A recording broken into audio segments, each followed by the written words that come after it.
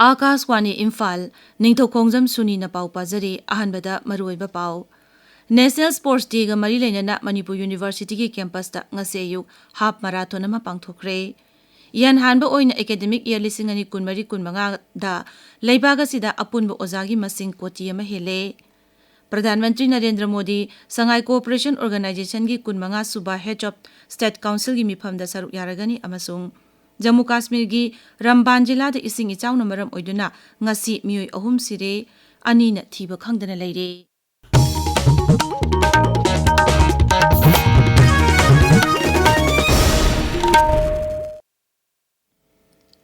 National Sports Day ga mari lainana Manipuri University ki Physical Education amasung Sports Science Department, Fit India Campaign Committee and Fit India Club amasung NSS Sale na sinduna half marathon ama ngasi ayuk University asigi campus ta pangthokre.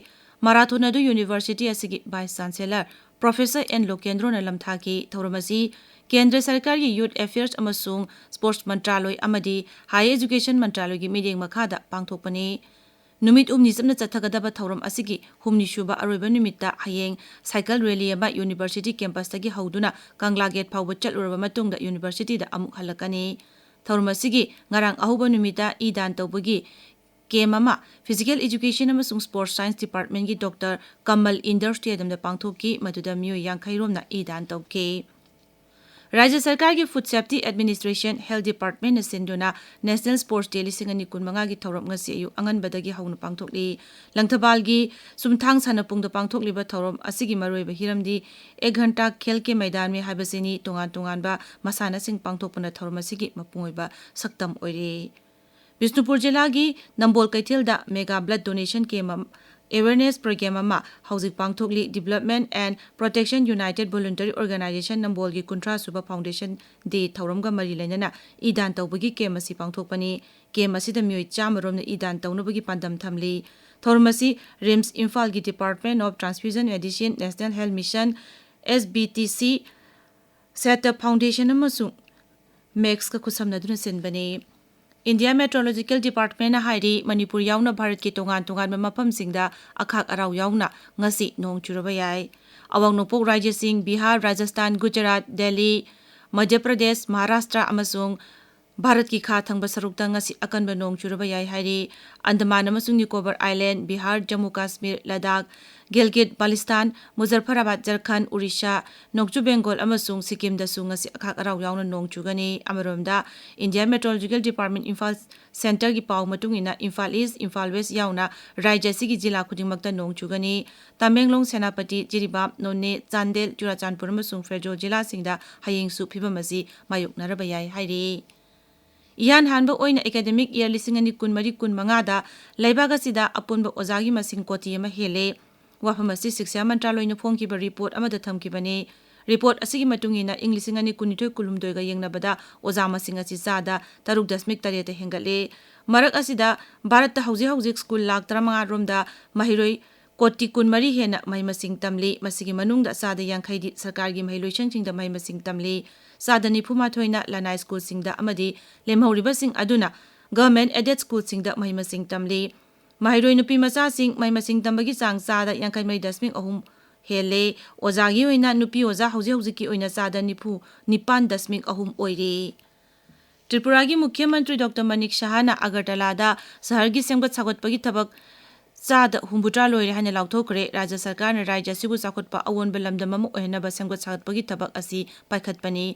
Agartala da pangthopa thauram amada Mukhya Mantri na hai Lupa koti lising ama changwa lagriba chahi manga asta tongan ba scheme ani satellite town development amasung Mukhya Mantri Nagar Unayan da thadaragani.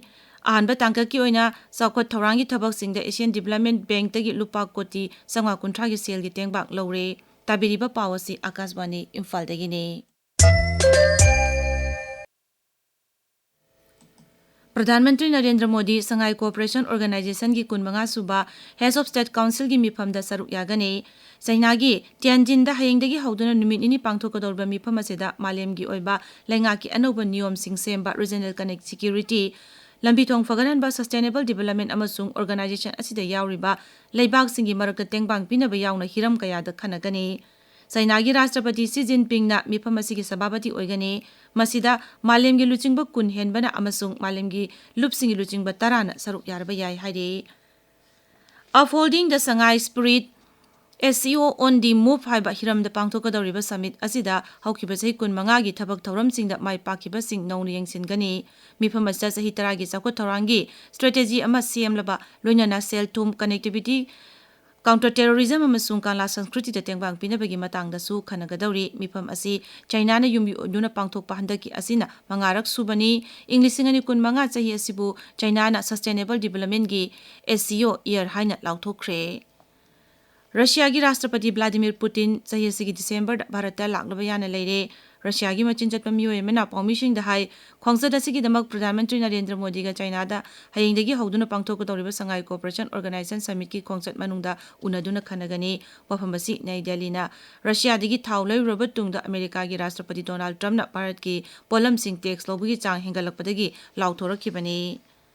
Griha Mantri Amit Shah ngasi Mumbai da Ganesh Utsav ki kumai saruk yagani Sri Sahana miyamna sakhanglaba Ganesh Mandal singi manungda ama oiriba Lal Bagicha Rajada chatkani masida natana Bandra amasung Andheri da leiriba atopa Ganesh Mandal singda su chatkani Griha Mantri numit nini ki khongsat tangarang Mumbai da thungkibani.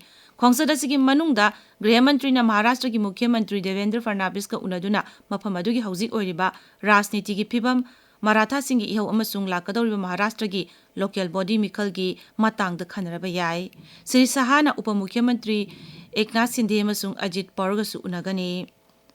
Jammu Kashmir gi Ramban Jilla da ising ichauna maram oiduna ngasi miyoy ahum sire ani thiba khangdana leiri National Disaster Response Force NDRF State Disaster Response Force SDRF amasung mafam adugi police na mi thibagi thabak sing chathari hauzik phawada mafam adudagi miyoy ahumgi asiba hakchang phangle makha tana mangkhiba miyoy sing adu thibagi thabak chathari mari leinaba sarkar gi miyoy sing na khudakiba tengbang pibagi thabak mafam adu chathari. Amaromda Telangana gi ichauna awaba nanglaba tongan ba jila singda mi kanba amasung tengbang pibagi thabak leptana chathari.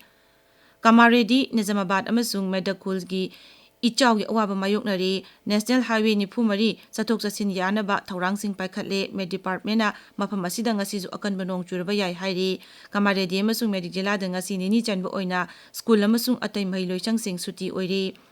Sarkar gi pauna hai tongan ba lambi kaya amangata thokre.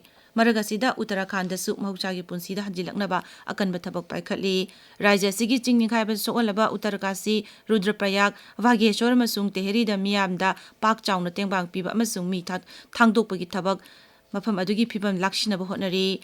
Hairiba mafamsing asi chingninghaiba khwaidagi chauna amangata thokiba mafamsingni. Ngarang khaktada miyoy manga laikhide 13 hena thiba khangdre. Nong kana chubana Rudraprayag Chamole amasung Bageshwar Jilla da mi kanba amasung thangdokpagi thabak chathari. Med Department da Rajya sige tongan mafamsingda akanba nong chugani haina lauthokre. Lisingani kuntra da pangthokadaba Commonwealth Games Bharatna yumbu oiduna Ahmedabad da pangthoknaba Commonwealth Games Federation gi President da ngarang proposal thakre ningsingba yai games asi chahi kun gi matungda Bharatna leibagasta pangthoknaba ayaba lobagi serol adu pisinkibani. Aroibada maruiba pau amuk National Sports Day ga mari lainana Manipur University gi campus ta ngasi ayuk half marathon ama pangthokre. Iyan hanbo oina academic year 2015 da leibaga sida apunba ozagi masing koti ama hele. Pradhan Mantri Narendra Modi Shanghai Cooperation Organization gi 15 shuba Heads of States Council gi mifamda saruk yaragani amasung Jammu Kashmir gi Ramban Jilla da ising ichauna maram oiduna ngasi miyoy ahum sire ani na thiba khangdana leire pauloi jare.